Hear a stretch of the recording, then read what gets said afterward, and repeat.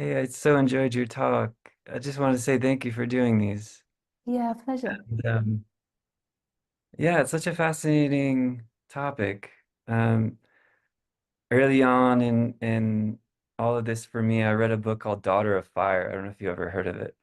It's by Irina Tweedy. And I don't know if my camera's on or not, but this is the book. And this is just such a fascinating account. In her words, she called it a spiritual training.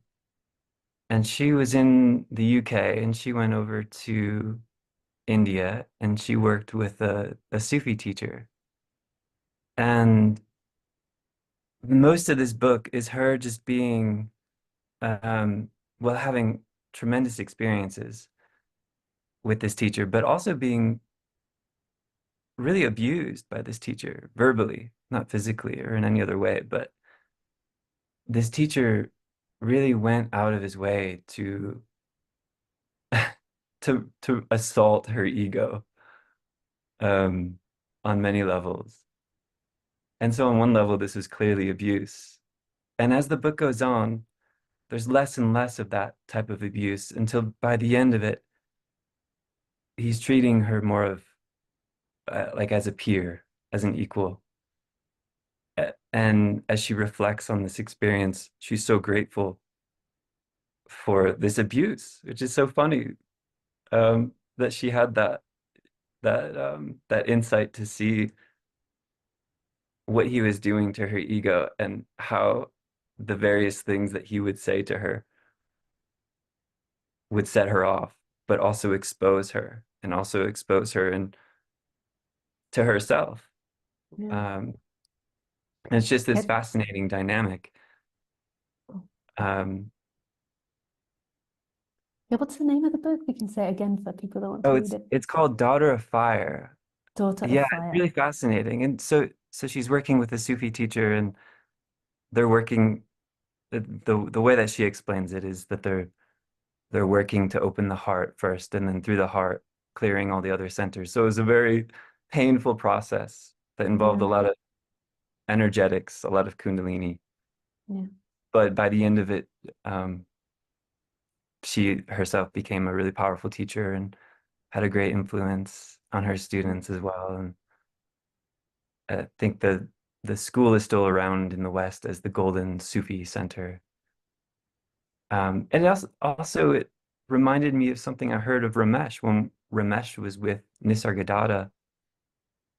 Apparently, Nisargadatta was not very nice to Ramesh, and according to certain accounts, and often, yeah, was very verbally abusive mm, to to Ramesh.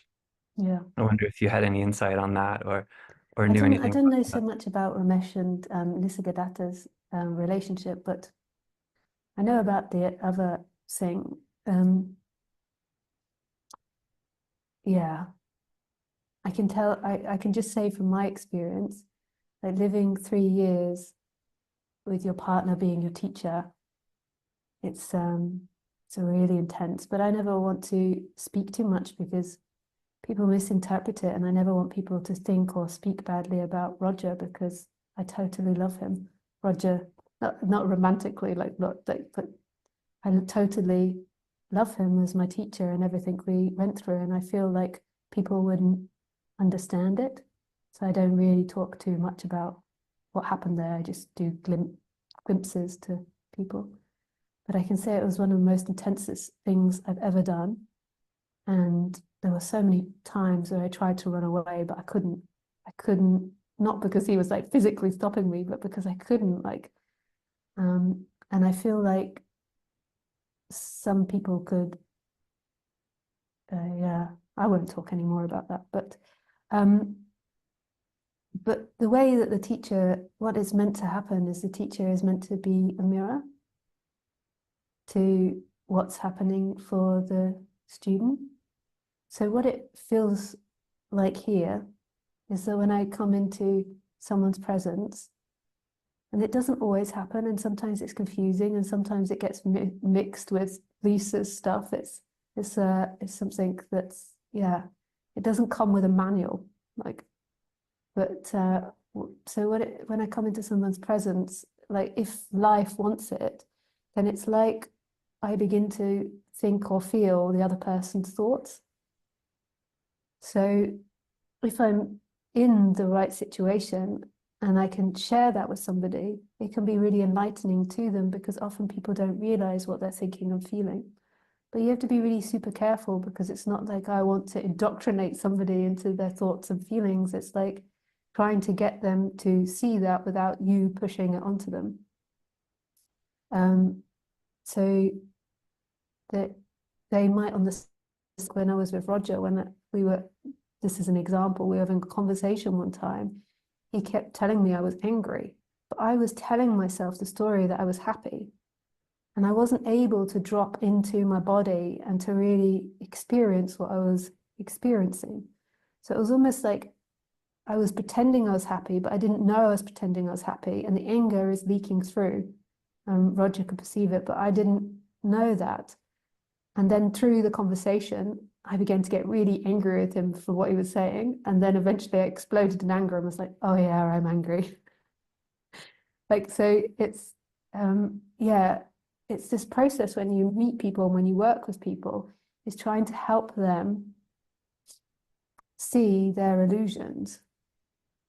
But how does one do this, in a like ethically and responsible way without it like really damaging the other person? Like I can't just go to people and tell them what they're thinking and feeling. Like a therapist would see that most probably as abuse, like because it's like they've got to find their own way of thinking and feeling, and you're indoctrinating, you're implanting, putting seeds in their heads of what they think or feel. And I feel like everybody most probably could do this mirroring thing if they just become still enough. You can begin to perceive the details and like resonate with the energy that's in front of you. Yeah. But it's a really dicey area because there is also abuse that happens in the sense that there's not somebody that's a mirror, there's just like narcissistic abuse, and they're just, I think they call it in psychology like oh, I've forgotten the name, psychotic, yeah, where it's like the person can't accept their anger, so they project it onto the other person, that kind of thing. I've forgotten what it's called, like psychotic, something with a C. Yeah. So it's really fine line. And I feel like as the teachers come over to the West, there's a new way of doing it. There's a new way of working that's happening and evolving. Not that there's anything wrong with the guru disciple um, relationship in India, but it's different culture. It's a different way of seeing things.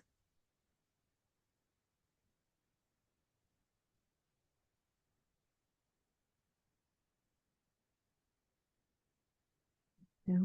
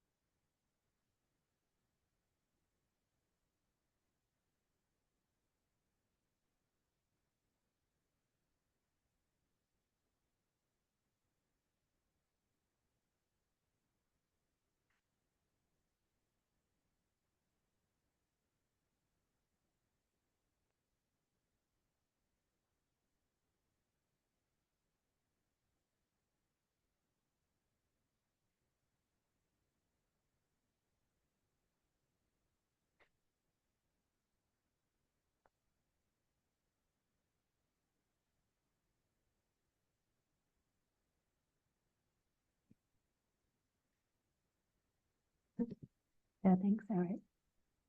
You have anything else you'd like to say?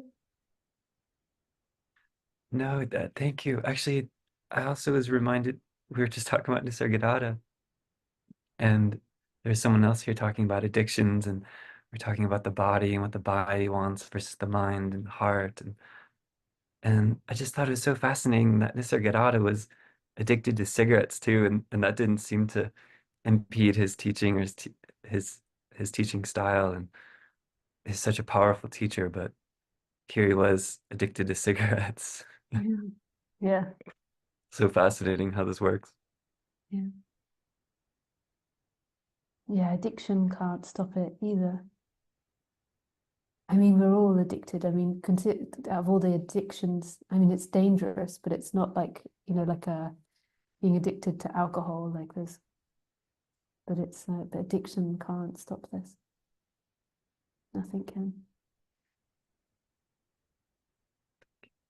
Yeah, thank you.